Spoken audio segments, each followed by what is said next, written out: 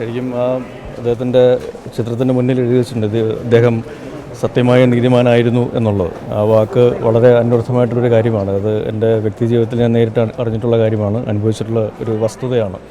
അപ്പോൾ അത് ഇടക്കാലത്ത് അദ്ദേഹത്തിനെതിരെ പല വിധത്തിലുള്ള ആരോപണങ്ങൾ ഉണ്ടായിട്ടുണ്ടെങ്കിലും അതെല്ലാം തെറ്റാണ് എന്ന് തെളിയിച്ച് എനിക്ക് തോന്നുന്നൊരു സമാധാനത്തിലൂടെയാണ് അദ്ദേഹം ഈ ലോകത്തിൽ നിന്ന് ഇവിടെ വാങ്ങിയത്. പക്ഷേ കേരളങ്ങളിലുള്ള ഏറ്റവും വലിയൊരു വിലാപയാത്രയായിരുന്നു, അല്ലെങ്കിൽ യാത്രയപ്പായിരുന്നു കേരളത്തിലെ ജനങ്ങൾ അദ്ദേഹത്തിന് കൊടുത്തത്. കേരളത്തിൽ നിന്നുള്ളതല്ല, ലോകമെമ്പാടുമുള്ള അദ്ദേഹത്തെ സ്നേഹിക്കുന്ന, അദ്ദേഹത്തിൻ്റെ സ്നേഹം നേരിട്ടറിഞ്ഞിട്ടുള്ള എല്ലാ ആൾക്കാരും, ഒരു പൊതുസമൂഹം അദ്ദേഹത്തിന് നൽകിയത്. എനിക്ക് തോന്നുന്നു ഒരു രാഷ്ട്രീയ പ്രവർത്തകൻ അല്ലെങ്കിൽ പൊതുപ്രവർത്തകൻ എങ്ങനെ ആവണം എന്നുള്ളതിൻ്റെ ഏറ്റവും വലിയ ഒരു ഉദാത്തമായ ഉദാഹരണമാണ് ഉമ്മൻചാണ്ടി സാറ്.